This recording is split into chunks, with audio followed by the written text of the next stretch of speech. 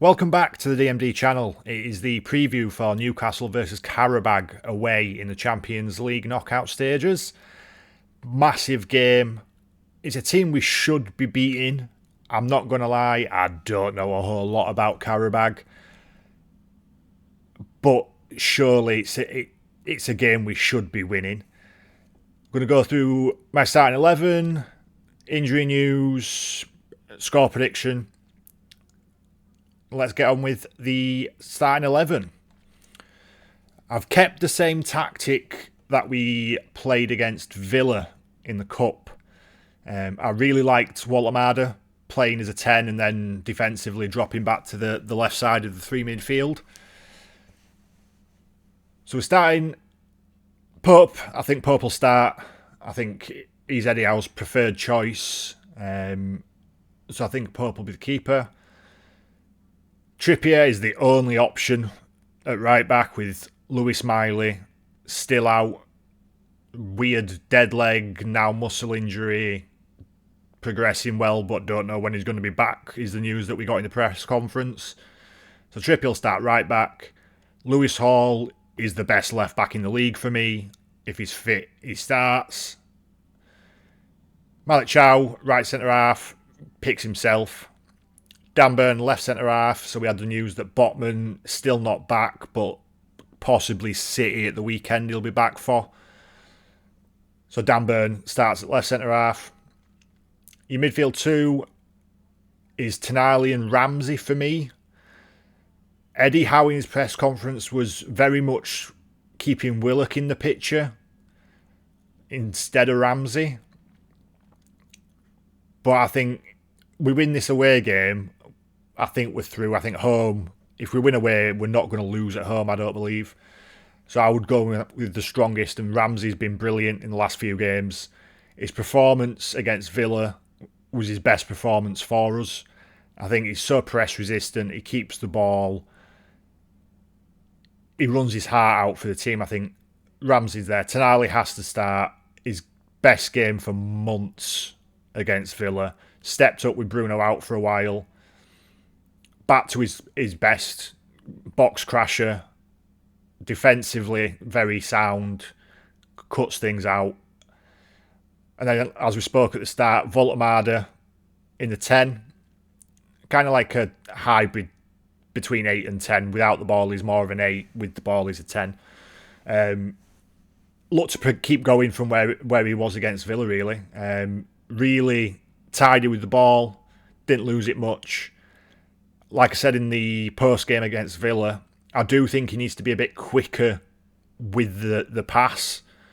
For me, he's taking one too many touches. If he releases it a bit quicker, we can get the attacks on it.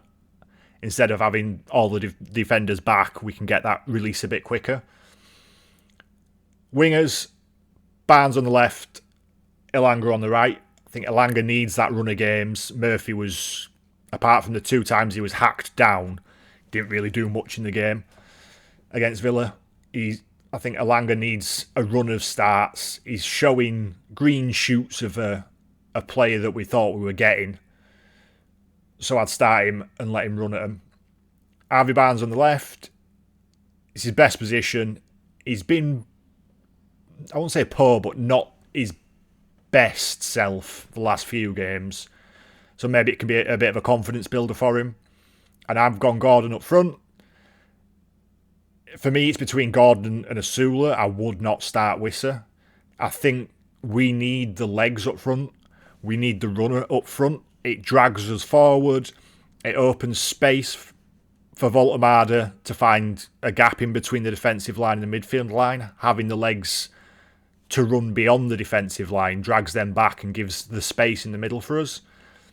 So it's got to be Gordon or Asula. I said I would go for my strongest 11. Gordon's the better player. So I've gone Gordon up top.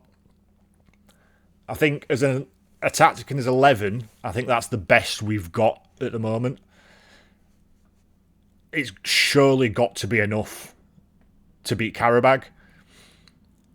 If we want to get anywhere close to the ambitions that the CEO has been talking about, this 11's got to get us through. This has to be good enough.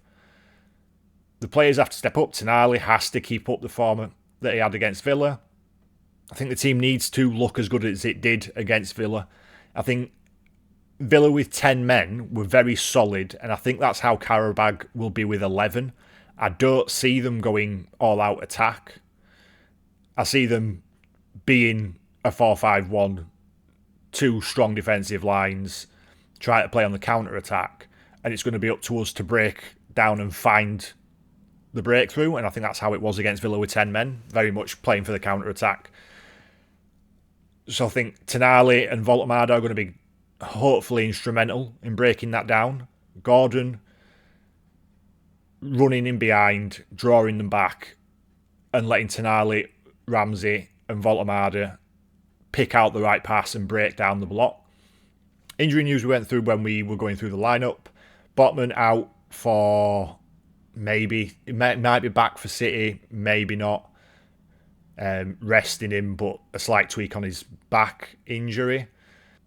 Tino progressing well, not going to be back anytime soon, building back up his fitness. Big miss, we need him back. Bruno, 8 to 10 weeks. I'm seeing some stuff today about, is it going to be shorter than that? Is it going to be longer than that? Obviously a big miss, but hopefully Tonali continues to impress as he did against Villa. So, it comes to the prediction for the game. I'm going to go big. I'm going to say 3-1 to Newcastle. Again, it could be delusional confidence in the team. I think if we play to our best, we should be winning, and we should be winning comfortably. But at the moment, I can never back us to keep a clean sheet. There's always something that happens. So I'm going to go 3-1. I'm going to say Gordon with a brace and Voltemade with 1. I really hope I'm right with Voltemade getting another goal, building up on his confidence. And Gordon just seems to score for fun in the Champions League, so I'm going to go with him with a brace. Let me know in the comments what your score predictions are. Please like and subscribe and ring the notification bell to be notified when the halftime and post-match reactions go out, and also the player ratings after the game. See you next time.